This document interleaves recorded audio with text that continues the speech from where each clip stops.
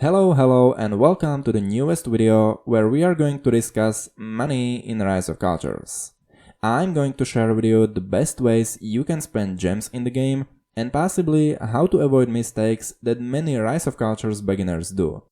Being a beginner in any online game is a strange and confusing experience that makes you grow up in a bunch of features and possibilities until you become fully aware of what is expected from you and what is worth spending your money on. This video will help you create a good overview of different in-game features and will make you aware of the worst beginner's mistakes you can make. Mainly because these mistakes I made myself when I started the game, so hopefully you can decide for a smoother experience than I did right from the beginning of the game. If you enjoyed this video, make sure to give it a like, subscribe for more Rise of Cultures content, and let's get started. Tip number 1. Premium expansions. Space is one of the most key aspects in the game, and no matter how far in the research you are, how many regions you have solved, or how many optional buildings you decided to place, the limited number of expansions will always be an issue, and except for the poor ability to design an efficient layout in your city, it will force you to decide which buildings to place and which ones to keep stored. When I take a look back at the end of the Roman Empire, I had all the available expansions from a campaign map obtained, no premium expansions bought, and I remember myself building the Colosseum Wonder next to my then the only event building, Hydra Monument, and the Colosseum literally consumed the last available group of tiles in my city. If I didn't have some gems saved back then, the next time I would want to place a new building into my city, I would have to decide to take either of these buildings back to my inventory. This point in the research, the end of the Roman Empire, is a good example of how tight the game keeps you with what you must have in your city versus what you can afford to place by yourself. This just proves that buying some premium expansions will ensure a smooth gameplay even if you buy just a very few cheapest expansions that will cost you just a few hundreds of gems. As the time goes by, we see one event going by another, each bringing its own evolving building for your city. These often come with many interesting productions, and having them placed simultaneously certainly does make your way through the research faster.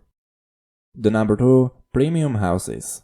Houses in Rise of Cultures provide two main resources for your city: coins and workers.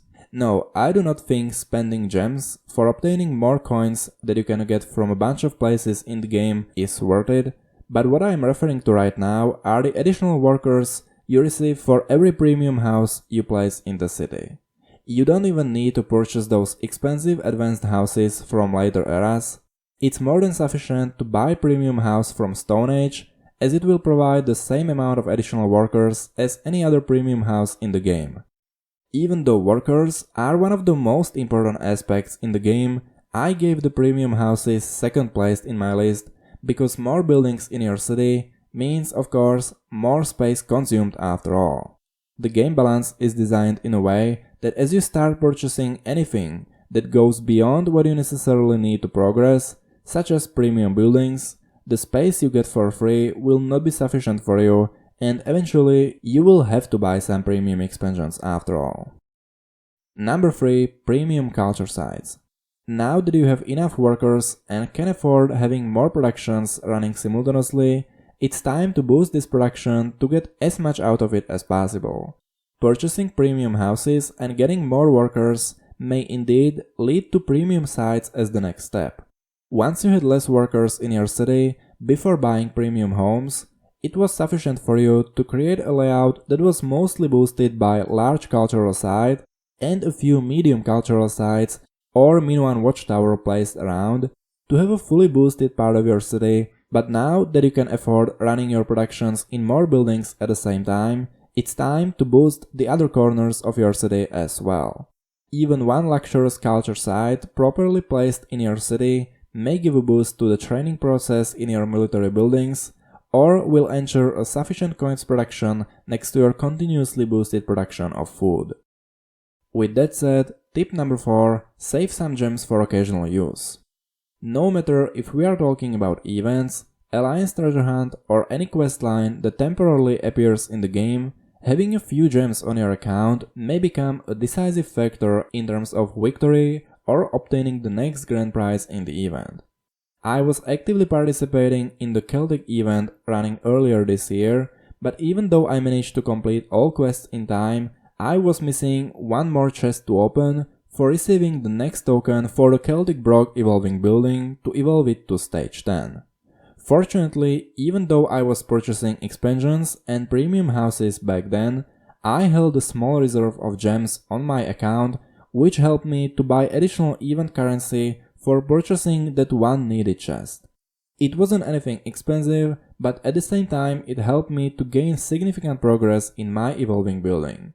Such additional gems on your account may help you in event quests requiring negotiation where the only alternative are fights in the campaign map, in case you have completed the whole map already, which was my case during this event. So the bottom line here is, no matter what your plans are and which in-game commodities you are aiming to buy, don't deplete your account completely, as it may provide a last call if anything important turns out necessary for you. And for tip number 5, I decided to go with the least important but still somewhat recognizable aspect for me, which is the premium farm. If you purchase even one premium farm, this may give you a valuable support in events. We have seen many times that some event questlines require tens of productions to be completed in your classic farms, but having an alternative of producing 1 or 2 productions in premium farm.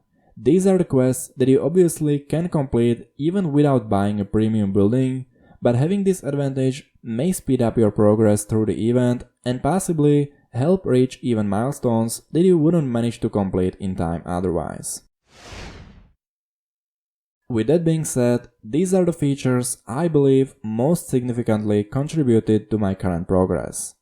Hopefully this video helped you out and sort of guided you through the early stages of your Rise of Cultures career. If there is anything else you find important and maybe have already spent your gems on, feel free to share in the comment section below. If you enjoyed this video, make sure to give it a like, subscribe for more Rise of Cultures and Elvenar content, and I will see you in the next one.